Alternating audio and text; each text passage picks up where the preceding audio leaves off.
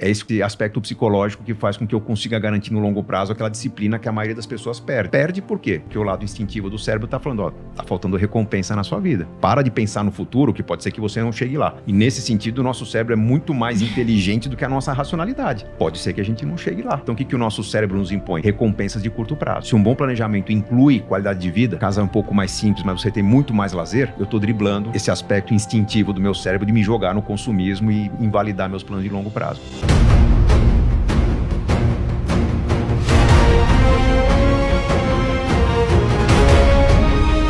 E aí, já entrando na temática assim, de organizar a vida financeira, aproveitando todo o tempo de estrada que vocês têm, o que vocês enxergam como os principais problemas que o brasileiro tem para isso? Porque o Carlos colocou muito bem, olha, o pessoal sabe que tem que gastar menos do que ganha. Igual sabe também que não é para comer um monte de porcaria, né? Mas se for ver, o pessoal acaba fazendo isso. Então, por que o brasileiro ele é tão mal organizado financeiramente, na opinião de vocês? Bom, eu acho que nós nós passamos a fase da conscientização. Tem um trabalho muito importante feito por mim, por vocês, por todos que fazem parte do Grupo Primo, todos os influenciadores. Esse agito que nós fizemos no mundo da mídia, levando a educação financeira, fez com que as pessoas hoje chegassem a uma condição de consciência. Está endividada, a pessoa sabe que está endividada porque comprou muito a prazo, porque não teve uma reserva de emergências, porque confiou demais num cenário otimista, não confiou numa mudança de cenário quando vira um governo, quando vira uma moeda, enfim. A pessoa tem consciência do porquê do problema. Ela não consegue mudar. Eu percebi, principalmente nos tempos de curso online, que oferecer um bom conhecimento impacta uma parte do público. Tem um público que é autodidata. É quem vai comprar um curso seu, quem vai ler um livro meu, quem vai assistir um evento, participar de uma palestra. Esse que vai buscar conhecimento, ele tem uma probabilidade de mudança muito maior do que aquele que é impactado indiretamente por uma notícia, um artigo. Dos que vão buscar informação, os que são efetivamente autodidatas, que leem e colocam em prática, ouvem e saem fazendo, são a menor parte. Vamos citar uns 20%. Então, a nossa capacidade de transformação exige que a gente impacte várias vezes o mesmo público para tentar aumentar a chance de convencimento, ou talvez a gente nunca consiga alcançar um público que simplesmente não dá atenção para a oportunidade da informação. O que está faltando além da educação financeira, que já existe generalizada na mídia, que já é presente nas escolas, né? Pena que começou junto com a pandemia, o assunto ficou meio diluído, aí meio por trás da cortina, mas as escolas já têm educação financeira. O que está faltando é a capacidade do público entender quais são os grandes obstáculos dentro, vamos dizer, da própria pessoa. Ela quer ter uma vida melhor, mas ela segue modelos de uma sociedade que está muito endividada. Então, puxa, cheguei à vida adulta, estou casando, a família quer que eu tenha uma casa própria, vou buscar casa própria onde? No banco, ver o financiamento. Vem um limite de financiar até 30% da minha renda na prestação. Eu acabo seguindo modelos que são os modelos que todo mundo segue, numa sociedade em que 80% das famílias estão endividadas. Não é possível que esse modelo vá funcionar. Então, acho que o grande desafio é convencer as pessoas a seguir um modelo totalmente diferente da média. E isso significa agir de uma maneira diferente do que papai e mamãe esperam, do que o vizinho cobra, do que o compadre que dá o tapinha nas costas celebra, carro novo, tênis bacana, celular, relógio e tal. Então, esse convite para uma vida diferente significa um convite para vencer o status. Vencer o status é complicado numa sociedade que tem um histórico de pobreza, porque acho que todos nós aqui temos uma origem que, puxa, papai teve menos condições que a gente, vovô menos ainda, e a gente quer mostrar para a sociedade que a gente está evoluindo. Como as pessoas não valorizam no Brasil diplomas, conquistas imateriais, a gente usa as conquistas materiais para simbolizar as conquistas. Então, o jovem tem pressa para ter o celular da moda, o tênis da moda. Não tão jovem já quer ter um carro bacana, não tão jovem também quer ter uma casa própria. São mais que o Instagram também, né? E foto e ostentação. Exato. Então, e esse mesmo jovem, quando fala, puxa, cansei do Brasil, vai morar fora, ele vai morar num porão, vai morar num barco, vai morar numa Kombi, né? Ele fala, porque longe da sociedade ele tem um comportamento que permite a ele rumos diferentes, mas imerso na sociedade dele, ele titubeia, porque ele não tem referências. Então, aí entra a questão do planejamento, que é, de repente, buscar referências para alguém que fala, tem uma estratégia, mas eu vou acompanhar a sua estratégia. Eu tenho a orientação, mas ao longo do processo, você vai se ver diante de uma decisão difícil e pegar todo o dinheiro que você tem, todos os 20 mil ou 200 mil reais que você tem, tirar da poupança e pôr num CDB, que tem imposto, que vai ter uma relação bancária diferente, mas eu estou aqui para dizer que você está no caminho certo. Então, falta um pouco dessa convicção e confiança para que a educação financeira vire inteligência financeira e se torne prática no dia a dia das pessoas, como se tornaram práticas, por exemplo, hábitos de exercícios saudáveis. Alguns anos atrás, era um negócio, todo mundo lá na moda, né? Queria dar uma orientação, o que você faz, o que você não faz. Alguns se machucaram, outros não. As pessoas aprenderam a buscar o profissional correto, adotar uma política, uma rotina correta e hoje praticam exercícios saudáveis. Com a alimentação é a mesma coisa. Acho que a educação financeira está vivendo talvez o fim de uma moda e daqui para frente tem a consolidação de uma maneira de pensar própria do que precisa ser pensado para ter uma vida financeira mais equilibrada. Que aí a gente começa a fazer as correções.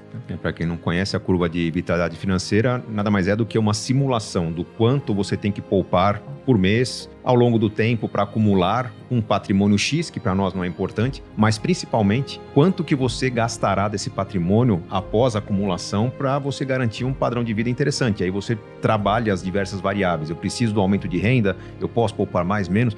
E tudo isso tem um aspecto racional que a maioria das pessoas não tem. Acho que todo mundo sabe que tem que poupar para o futuro. Todo mundo sabe que na atual condição o futuro vai ser difícil. Como que a gente trabalha o emocional para trazer para as pessoas uma disciplina de poupança? Tem um trabalho do planejador que é o de arrancar da pessoa os sonhos que ela tem. Por isso que eu comentei no começo das simulações que ela faz, né? Porque ela está simulando não só a independência financeira, mas os outros sonhos que ela quer conquistar. Se eu sei o que a pessoa quer, ela quer viajar todo ano, ela quer reformar a casa a cada 3, 4 anos, quer trocar de carro a cada 3, 4 anos, eu quero trazer para a vida da pessoa os sonhos e ao fazer isso, o dinheiro fica curto, eu convido a pessoa a ter aquele enxugamento que eu comentei agora há pouco. Olha, você vai ter que ajustar seu estilo de vida. Por que esse sacrifício? Porque você vai ter muitas recompensas de curto, médio e longo prazo. Então, quanto mais sonhos a pessoa está construindo, menor é a probabilidade dela sucumbir ao consumismo. O que é consumismo? Tirando as questões, os casos patológicos, que é talvez algo entre 15% e 20% dos casos, patológico. Procura uma terapia, talvez tomar um medicamento para controlar a sua ansiedade.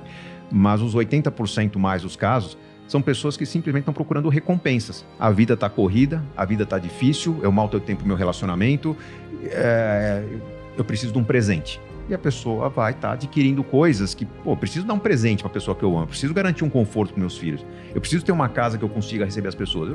Sim, a pessoa está certa. Mas quanto maior a certeza que ela vai conquistar algo muito interessante a curto, médio e longo prazo, sonhos interessantes, menor vai ser a propensão da pessoa exagerar no que ela acha que merece. Ela vai manter uma disciplina maior porque ela está acolhendo, ela está sendo acompanhada e a plataforma está mostrando para ela que, poxa, parabéns, você está 100% da meta, 99%, ajusta aos pouquinhos. É esse aspecto psicológico que faz com que eu consiga garantir no longo prazo aquela disciplina que a maioria das pessoas perde. Perde por quê?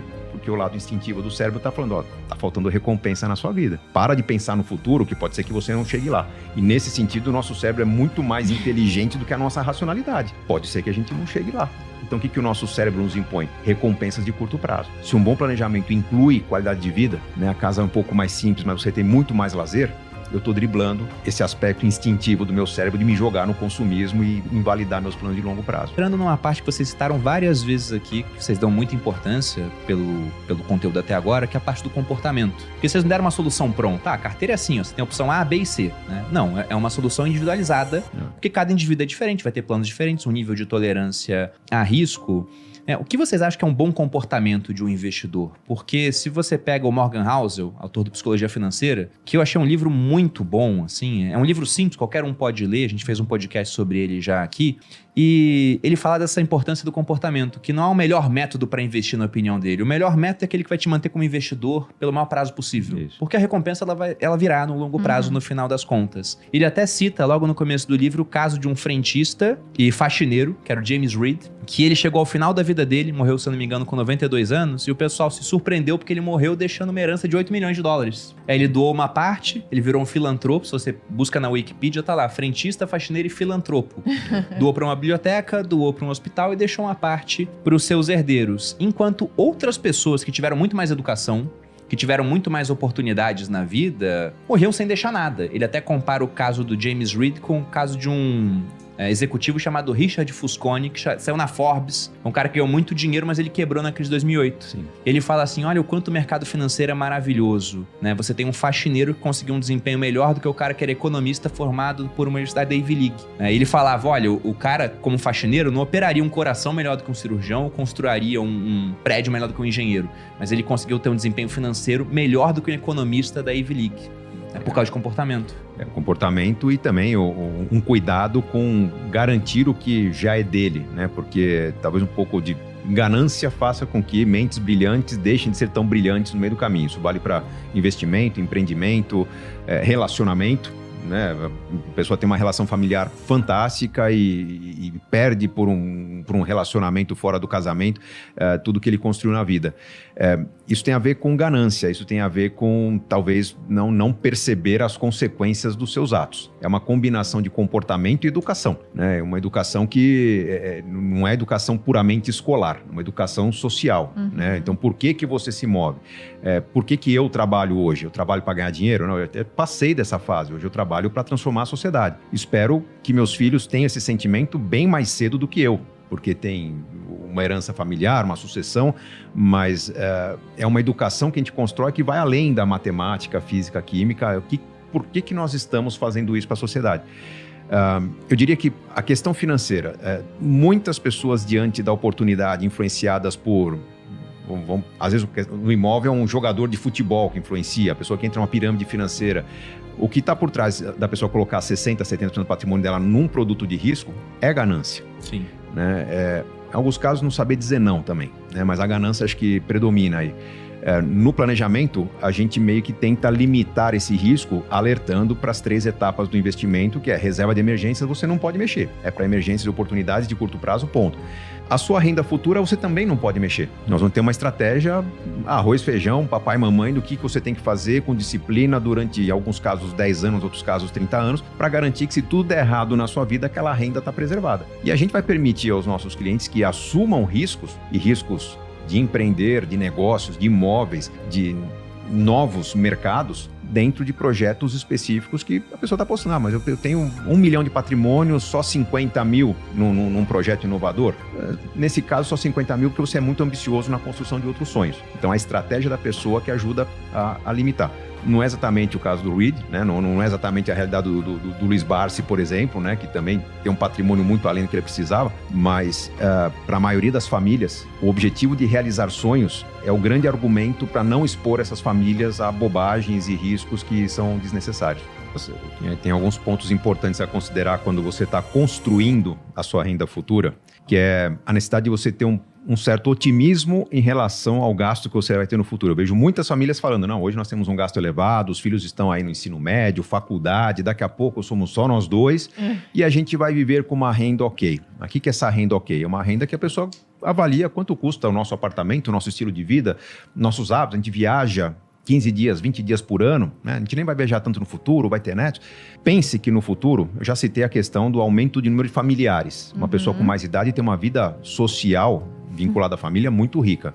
Pense que com o passar dos anos, mesmo que você viaje só 15 dias por ano, a sua necessidade será por mais conforto. Com idade, você já não vai querer estar naquele chalé que está na periferia da cidade turística, que é um negócio mais central, você não quer andar tanto, você quer estar pertinho do restaurante favorito. Talvez seu nutricionista te diga que você tem algumas restrições, então tem que escolher algo um pouco melhor para comer. Dermatologista vai falar que você tem problema de pele, então usa uns tecidos antialérgicos. As coisas vão ficando mais caras.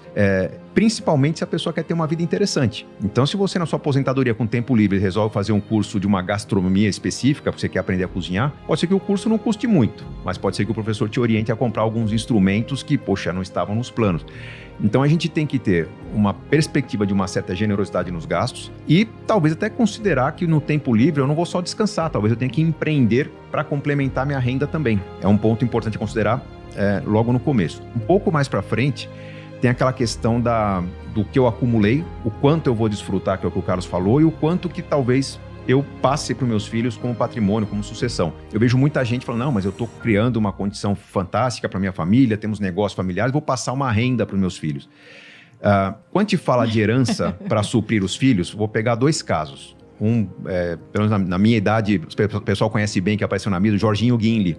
Eu anotei aqui, sabia? O Jorginho Guinle, ele foi herdeiro de famílias muito ricas, ele perdeu parentes em desastres ali no começo da vida, alguns morreram no Titanic. E o Jorginho Guinle, ele surpreendentemente foi muito bem orientado por especialistas, por planejadores financeiros no começo da vida dele, mas ali num contexto que não previa a questão do risco de longevidade. Na época se vivia 60 anos e disseram, olha, vamos chutar lá que o Jorginho vai viver uns 80. Né? E ele chegou aos 85 vivendo como foi planejado, né? E o dinheiro acabou aos 85 anos. Então ele viveu uma vida nababesca, era mais de $100 mil de renda que ele tinha por mês ali, mas acabou de repente. Então esse é o risco de longevidade que o Carlos citou. Tem uma outra questão, vou pegar um exemplo também do começo do século passado, a família Matarazzo. Foi o homem mais rico do Brasil. E a família Matarazzo não lidou mal com o dinheiro, não empobreceu. Simplesmente o dinheiro das indústrias Matarazzo que foram vendidas lá naquela época foram sendo distribuídos para familiares. O que aconteceu que muitos familiares nasceram, né? Ele tem 2, 3 filhos, que cada um tem 2, 3 netos, e foi distribuindo. Mesmo não lidando mal com o dinheiro, a fortuna acabou, porque mais de 1.000 herdeiros, né, de lá para cá. Por isso que o segredo é mandar os filhos, chutar os filhos de casa e é isso aí, se virem. Eu não sei se é chutar os filhos de casa, mas... Ensiná-los. Ensiná-los, né? Essa questão da sucessão, muito mais importante que o dinheiro, é transmitir aos filhos a capacidade da construção. O cuidado com a preservação e o cuidado com a criação de uma saúde financeira, de uma vitalidade financeira que a gente chama, que passe de geração para geração. Pode ser que não seja com o mesmo dinheiro, seja um dinheiro novo que vem depois, mas esse dinheiro não é infinito, por maior que seja. Então, são 2 pontos de atenção quando a gente fala de administrar. Feliz daquele que tem condições de se aposentar e sabe que vai viver até os 90, 95, mas tem um planejamento para, quem sabe, chegar aos 105. Eu acho que depois dos 105 nem deveria se preocupar, que a pessoa vai ter tanto neto, bisneto, tataraneto, que essa quantidade de familiares vai dar o suporte que a pessoa precisa além dos 105. Mas até lá a gente tem que se preocupar.